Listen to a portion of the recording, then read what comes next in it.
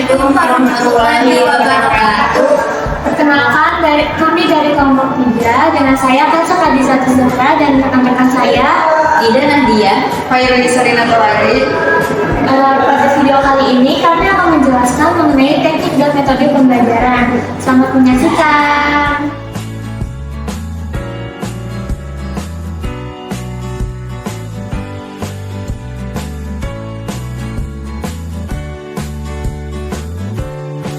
Pertama, saya akan membahas mengenai pengertian metode pembelajaran. Metode dapat diartikan sebagai alat yang dapat digunakan dalam suatu proses pencapaian tujuan.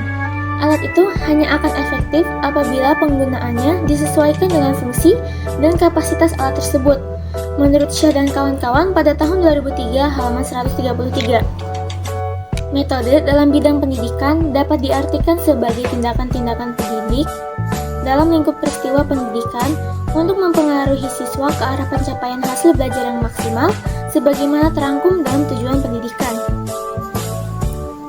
Sedangkan, pengertian pembelajaran adalah sebuah proses interaksi yang dilakukan oleh dua orang atau lebih, dalam hal ini antara guru dan peserta didik, baik di dalam maupun di luar kelas dengan menggunakan berbagai sumber belajar sebagai bahan kajian, menurut Pujiadi pada tahun 2005. Maka, pengertian dari metode pembelajaran adalah ilmu yang mempelajari cara-cara untuk melakukan aktivitas yang tersistem dari sebuah lingkungan yang terdiri dari pendidik dan peserta didik untuk saling berinteraksi dalam melakukan suatu kegiatan sehingga proses belajar berjalan dengan baik, dalam arti tujuan pengajarannya tercapai. Metode pembelajaran merujuk pada pendekatan atau cara yang digunakan oleh pendidik untuk menyampaikan materi pelajaran kepada peserta didik. Metode ini mencakup teknik, strategi, dan prosedur yang diadopsi untuk mencapai tujuan pendidikan yang diinginkan. Tujuan dari digunakannya metode pembelajaran adalah untuk memfasilitasi proses transfer pengetahuan, keterampilan, dan sikap dari pendidik ke peserta didik. Selanjutnya, ada faktor-faktor yang mempengaruhi bagaimana guru memilih metode pembelajaran. Yang pertama, ada tujuan pembelajaran. Tujuan pembelajaran menentukan hasil yang ingin dicapai, baik dalam hal pengetahuan, keterampilan, maupun sikap. Metode yang dipilih harus sesuai dengan hasil yang diinginkan. Yang kedua, usia peserta didik. Metode yang sesuai untuk anak-anak mungkin berbeda dengan yang sesuai untuk siswa yang sudah remaja dan dewasa. Misalkan untuk siswa yang masih anak-anak, metode yang digunakan lebih interaktif seperti permainan edukatif. Yang ketiga, tingkat pengetahuan. Siswa yang sudah memiliki dasar pengetahuan mungkin memerlukan pendekatan yang berbeda dibandingkan dengan pemula. Untuk siswa pemula, memerlukan metode yang lebih terstruktur dan bimbingan yang lebih intensif. Sedangkan untuk siswa lanjutan dapat menggunakan metode yang menantang dan mandiri, seperti pembelajaran proyek atau penelitian. Yang keempat, gaya belajar. Beberapa siswa lebih suka belajar dengan gaya belajar visual, auditif, kinestik, atau kombinasi dari gaya-gaya tersebut. Dengan menggunakan metode pembelajaran yang sesuai dengan kemampuan mereka, maka materi yang disampaikan pun akan dapat dipahami. Yang kelima, ada motivasi dan minat peserta didik.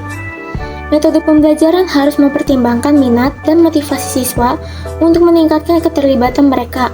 Misalkan, siswa yang suka bermain game dapat diberikan pembelajaran berbasis game atau gamifikasi atau topik yang relevan dengan minat mereka. Yang keenam, kompleksitas materi. Materi yang kompleks memerlukan metode yang lebih interaktif dan mendalam, seperti diskusi atau studi kasus. Sedangkan materi yang sederhana dapat menggunakan metode yang sederhana pula, seperti ceramah atau presentasi. Yang ketujuh, ada jenis materi. Penjelasan materi yang memerlukan praktikum dengan materi yang hanya sebatas teori tentulah berbeda. Materi praktis lebih baik diajarkan melalui demonstrasi atau eksperimen, sementara materi berupa teori bisa diajarkan melalui ceramah atau bacaan. Yang kedelapan, ada waktu pembelajaran. Jika waktu yang diberikan terbatas, metode pembelajaran digunakan dapat berupa ceramah. Sedangkan metode presentasi atau proyek membutuhkan waktu pembelajaran yang lama. Selanjutnya yang kesembilan, ada sarana dan prasarana. Ketersediaan alat bantu pengajaran seperti proyektor, laboratorium, atau bahan praktik mempengaruhi pilihan metode pembelajaran yang akan digunakan. Yang ke-10, kualitas tenaga pendidik.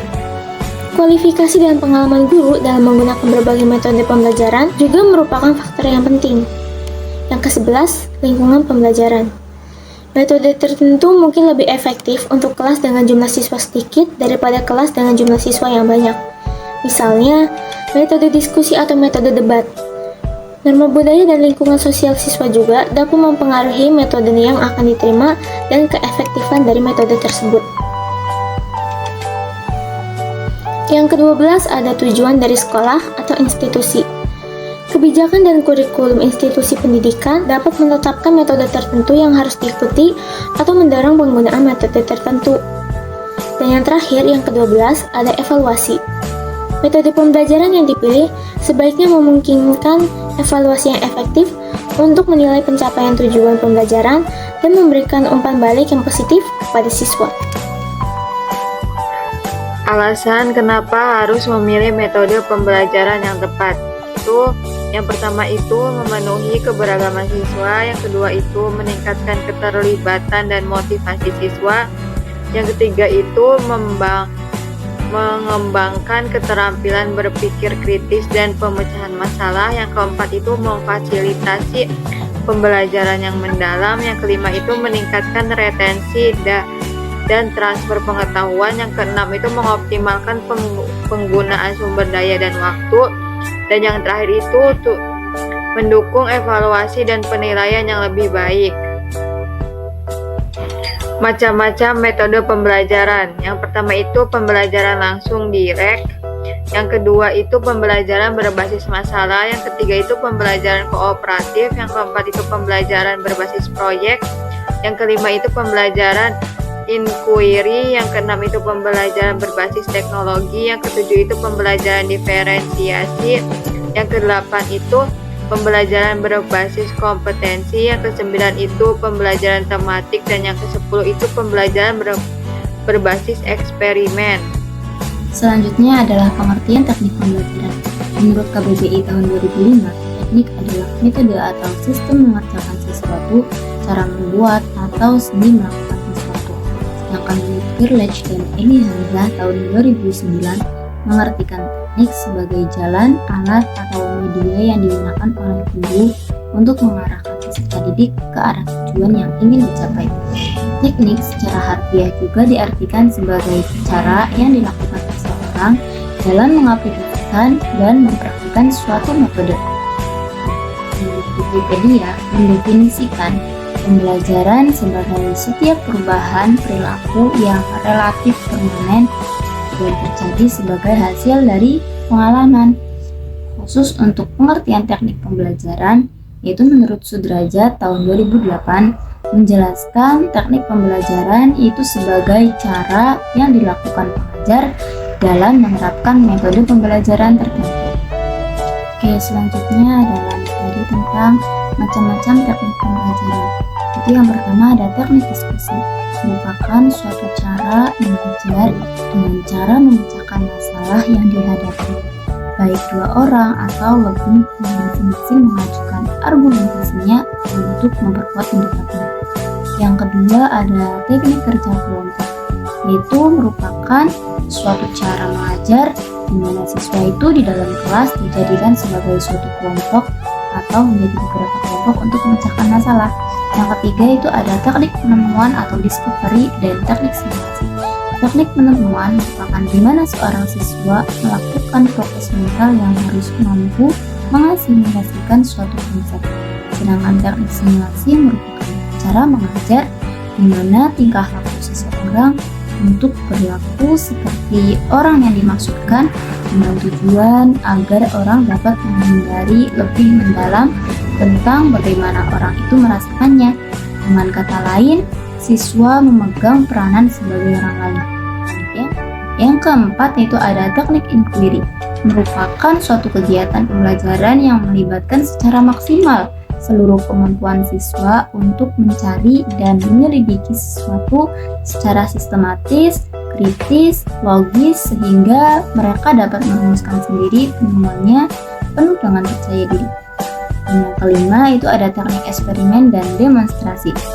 Teknik eksperimen merupakan salah satu cara mengajar di mana seorang siswa diajak untuk beruji coba atau mengadakan pengamatan.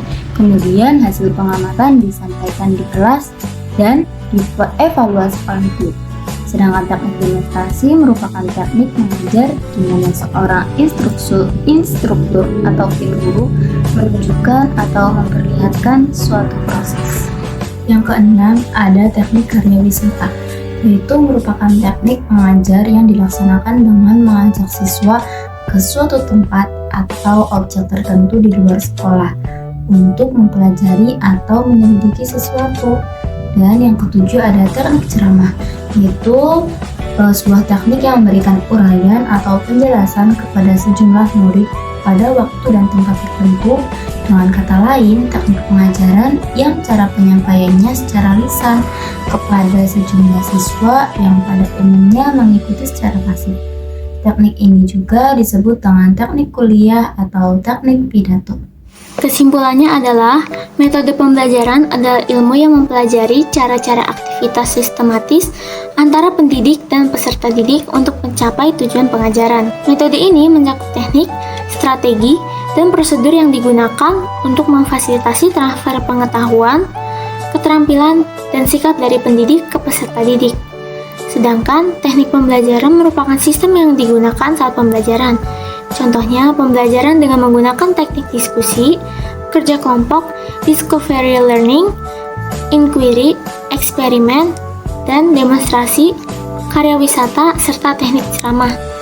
Metode dan teknik pembelajaran adalah hal yang saling berhubungan dalam merencanakan pembelajaran yang efektif, sehingga materi dapat tersampaikan dengan baik kepada siswa. Adapun dalam memilih metode dan teknik pembelajaran yang tepat, haruslah melihat beberapa alasan yang melatar belakanginya.